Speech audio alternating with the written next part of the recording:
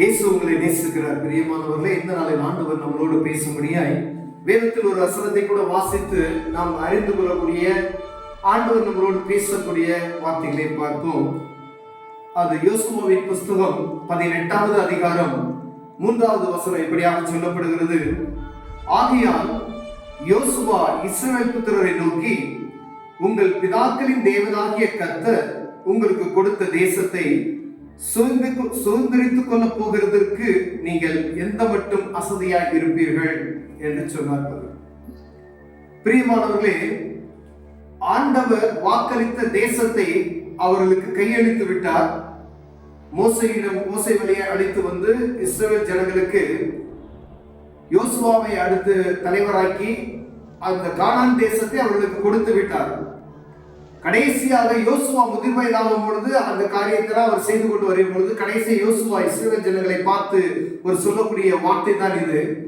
ஆண்டவர் யோசுவாவுக்கு கொடுத்த இந்த வாக்குத்தத்தத்தை அவர் ஜனங்களுக்கு சொல்லுகிறதை நாம் பார்க்க முடிகிறது. பிரியமானவர்களே, கர்த்தர் உங்களுக்கு கொடுத்த தேசத்தை சுதந்திரித்துக் கொள்வதற்கு ஆண்டவர் உங்களுக்கு தேசத்தை கொடுத்துட்டாரு. அதை சுதந்திரித்துக் கொள்வதற்கு எந்த மட்டும் அசதியாய் இருப்பீர்கள் என்று சொல்லுகிறதை நாம் பார்க்க முடிகிறது. பிரியமானவர்களே, கர்த்தருடைய பிள்ளைகளாகிய உங்களுக்கான எனக்கானாலும் சரி, நமக்கு ஆண்டவர் கொடுத்த ஆசீர்வாதம், அந்த ஆசீர்வாதத்தை ஆண்டவர் கொடுத்து விட்டார். அந்த ஆசீர்வாதத்தை நாம் சுதந்திரித்துக் கொள்வதற்கு எந்த மட்டும் நாம் அசதியா இருக்கிறோம் என்பதை பார்க்க வேண்டும். பிரியமானவர்களே, கர்த்தர் வாக்கு கொடுத்து விட்டார். ஒருவேளை உங்களுக்கு ஒரு வாக்கு தத்துவம் கொடுத்திருக்கலாம். இந்த ஆண்டவர் உங்களுக்கு ஒரு வியாபாரத்தை உயர்த்த போகிறேன் என்று, இல்ல உங்க படிப்புல ஒரு படி உங்களை உயர்த்த போகிறேன், இல்ல வேலையில ஒரு ப்ரமோஷன் உங்களுக்கு கொடுப்பேன் என்று சொல்லி. ஆனா ஆண்டவர் வாக்கு தத்தம் கொடுத்து விட்டார். அந்த வாக்கு தத்தத்தை நாம் சுதந்திரித்துக் கொள்வதற்கு நாம் என்ன செய்கிறோம் என்பதை பார்க்க முடியாதனால் நம்மளோடு பேசுகிறார். பிரியமானவர்களே, எந்த மட்டும் அசதியா இருப்பீர்கள்? வாக்கு கொடுத்துட்டார் ஆண்டவர். நம்ம அதற்காண்டி என்ன முயற்சி செய்கிறோம் என்பதை பார்க்கக்கூடிய ஆண்டவர் பிரியப்படுகிறார். ஒருவேளை காலையில ஒரு நாளைக்கு நம்ம எத்தனை மணி நேரம் ஜெபம் பண்றோம், இதெல்லாம் ஒரு பக்கம் இருந்தாலும் உங்களுக்கு கொடுக்கப்பட்ட அந்த ஆசீர்வாதம், ஏன்னா ஆசீர்வாதத்தை ஆண்டவர் சொல்லிட்டாரு. நீங்க ஒரே இடத்துல நீங்க உட்கார்ந்துட்டு இருந்தா அந்த ஆசீர்வாதத்தை நீங்க பெற்றுட்டு உங்களுக்கு பசிக்குது. உதாரணத்துக்கு உங்களுக்கு பசிக்குதுன்னு சொல்லிட்டு, எனக்கு பசிக்குது அப்படின்னு சொல்லிட்டு வீட்டுல எல்லாமே இருக்கு, அதான் வந்து நமக்கு ஃபில்லிங் ஆயிடுமா? உதாரணத்துக்கு நான் சொல்றேன், அது என்ன செய்யணும்? எடுத்து போட்டு நம்ம சாப்பிட்டா தான் நம்ம வயிறு ரொம்பும். அதே போலதான் ஆண்டவர் தேசத்தை நமக்கு கொடுத்து விட்டார். தேசத்தை சுதந்திரித்துக் கொள்வதற்கு எந்த மட்டும் நாம் அசதியா இருப்போம்? ஆண்டவர் கடந்த நாட்கள்ல ஜெபம் செய்வோம். எத்தனை பேர் ஜெபம் செய்யணும் அப்படின்னு தெரியாது. எலெக்ஷன் நடக்குது, எலெக்ஷனுக்கான ஜெபம் பண்ணுங்க எல்லா சபைகளையும் ஜெபம் பண்ணாங்க. சபைகள்லயே சரியான ஜெபம் கிடையாது. தேசத்தை சுதந்திரிப்பதற்கு அவங்களுக்கு என்ன செய்யல, அது அவங்களுக்கு விருப்பம் கிடையாது. தேசத்தை ஆண்டவர் நமக்கு முன்பதாய் வைத்து விட்டார், அதை நீ சுதந்திரித்துக் கொள்ள என்று சொல்லிவிட்டார். அதுல அசதி.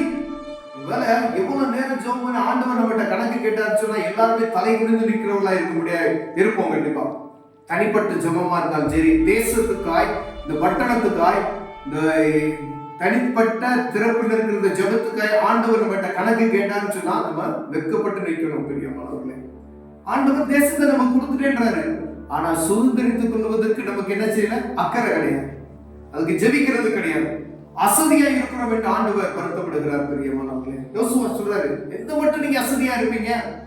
உங்களுக்கு ஆண்டவர் ஒரு வாக்குத்தத்தத்தை கொடுத்து விட்டார். ஒரு வியாபாரத்தை துவங்குவதற்கு ஆசீர்வாதத்தை ஒரு ஆண்டவர் கொடுத்து விட்டார்.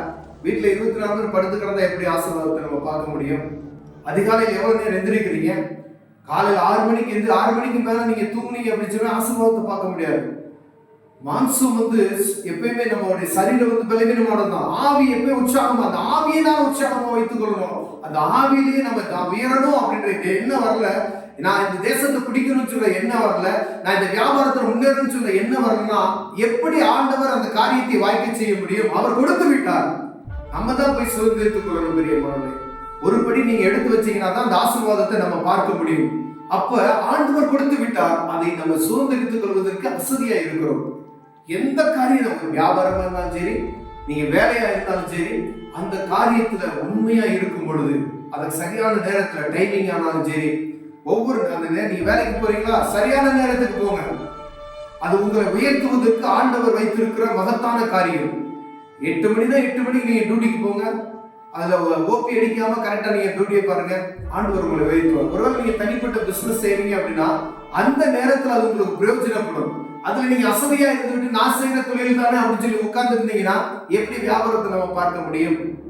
ஓடணும், உழைக்கணும். அப்பதான் ஆண்டவர் சுதந்திரம். தேசத்தை கையில கொடுக்குறாருன்னா இயேசு தேவஸ்வாட சொன்னாரு, போ சுதந்திரித்துக் கொள்ளுங்கள், போர் நடக்குது, என்னென்னமோ நடக்குது, உழைக்கணும்.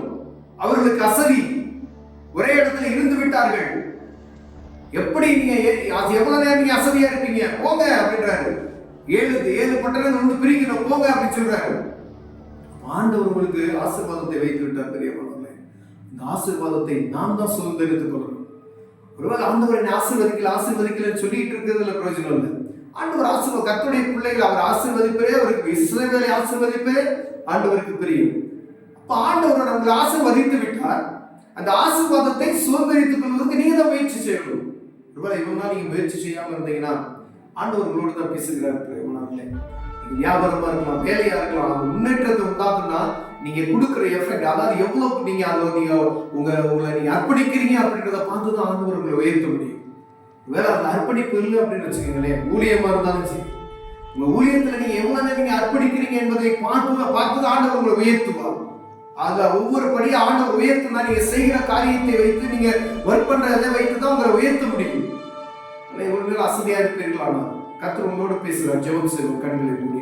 அன்பின் தகப்பனே, ஆண்டவரே, வாக்குத்தத்தத்தை நீங்க கொடுத்துட்டீங்க. தேசத்தை சுதந்திரத்துக்கு எங்களுக்கு வாக்கு கொடுத்துட்டீங்க ஐயா. நாங்க சுதந்திரிக்காம இருக்கிறோம். அற்புதம் செய்யுங்க. எங்க பலனை தாங்க. ஆவில உற்சாகத்தையும், மாம்சத்துல உற்சாகத்தையும், சரீரத்துல உற்சாகத்தையும் தாங்க நான் ஜெபிக்கிறேன்.